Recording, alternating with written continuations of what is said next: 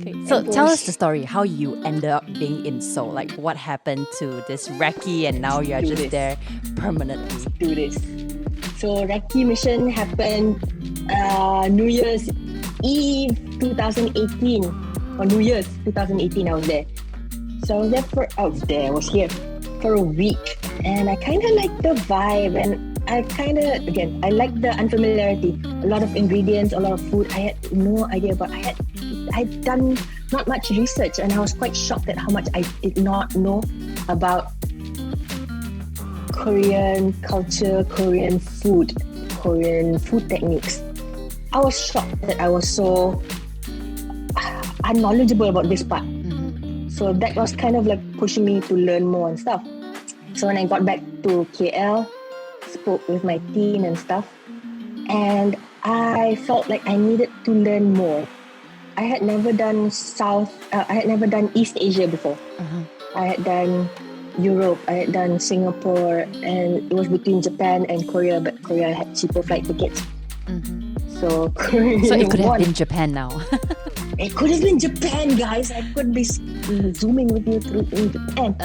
But anyways, so was it. So it took me another 8 months. So before that, in August, before I really left, I sent out a bunch of CVs. So the mission guide had just arrived the year prior. Yeah. And I was curious what the kitchen culture, what the food culture was like here. And I'm comfortable with the fine dining scene, so I thought I'd go through there first before going deeper into like kimchi making and the more cultural things. Yeah. So rational YOLO, I sent out a bunch of portfolio CVs randomly to a bunch of fine dining restaurants in Seoul who had just received stars that year. And I think out of the 10, 11 I sent out, one came back to me. And this chef, Ijun of Swanee, he did modern Korean cuisine. So he did a riff off of like French techniques. He used to work in Per Se, so he riffed off like techniques that he learned in the US of classically French things, and then combined it with Korean nuances, Korean techniques also, and ingredients of course. And it spoke very dearly to me and what I do in Malaysia. So I was very thankful that he came back to me. And later on, I realized why a lot of them didn't come back was because of the language barrier. So I think that's something that not a lot of us we speak several languages, which we're very lucky. Yeah. That's something that only occurred to me when I was there working in the kitchens. Language is such a big barrier. So most of these places never got back to me was because they feared they couldn't impart much knowledge because of the language barrier.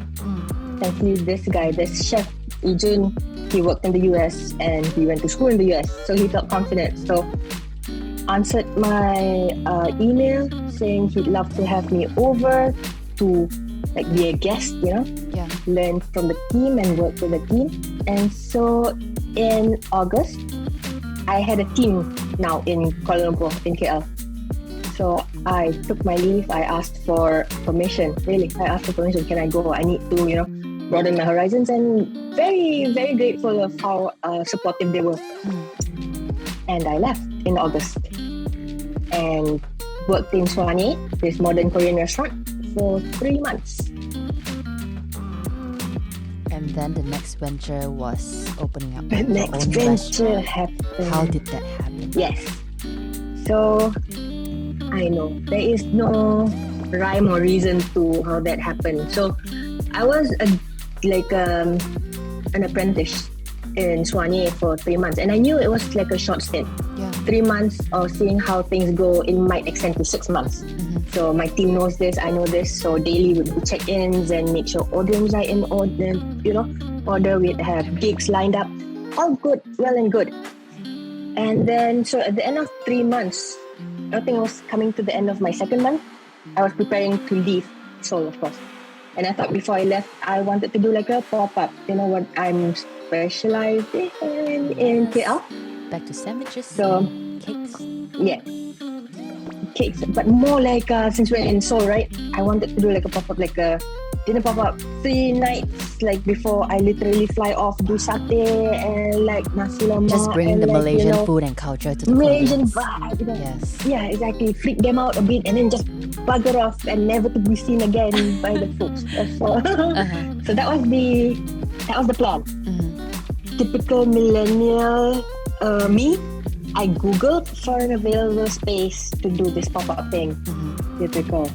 So googled and this place popped up, and it was a company called Local Stitch, and they had this beautiful open air rooftop kitchen with a grill and everything, and an open kitchen. And I thought that'd be amazing, you know.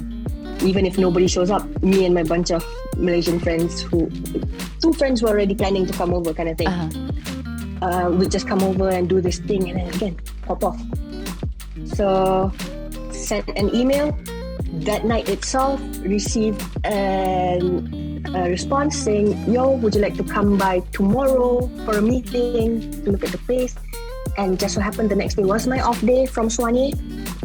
And being the introvert me, I was like, damn it, why did they answer so soon? I wanted to sleep in tomorrow and not shower. And you know, and recharge and damn meet it. people again. But I was like, recharge and meet people again. But the rational YOLO part kicked in. And I thought like, what's the harm? Just go. It's probably going to cost a bomb, an arm and a leg. But you know, at least you know to find out what it's like. You know. Got up early the next day, took a shower, unfortunately, and headed to the meeting. And we were talking, and then the CEO just happened to pass. He wasn't there during the meeting, so I was speaking to a bunch of team members that could speak English. And then the CEO passed by the meeting room, and then he talked to me. He said, "I saw you on YouTube," and I was like, "I'm sorry if it was awkward." And he was like, "No, yes." It's like the good sign, like broken good English, yeah. and broken, yeah. I'm like, good. Okay, I'm still sorry. You had to watch that. I didn't know which video he watched, but so the gist was that so I am a legit chef. I'm like, yeah, legit. I can cook shit. Korean approved. Like, yeah, we checked out. Korean approved by this company alone. Yeah, we checked you on Instagram. We found you on YouTube. I was like, oh my god. I hope that's not a bad thing. And then they were like, oh, okay, do you have time? Do you want to go for a walk with us, grab a coffee? I'm like, when are we going to go look at the kitchen? God damn it. But instead of going up to the rooftop, we went downstairs. And I was like, what's happening? But you know, rational YOLO, so I just went along. And we took like a 15-minute walk, talking about things, discussing like, I don't know, like the Korean culture, food. Again, simple, normal things. Right. Chatter. And then we come up to this building that was under construction, and then the manager pointed to it and said, "Do you want to open something with us here?" And that's literally how, so weird. I was having goosebumps. Also, I was trying to make sure there's no like breakdown in communication here. There's no language barrier. I mean, how bad one open shop here? How bad could that have gone wrong, right? So this is like a quick like half millisecond thing going on in my head, going,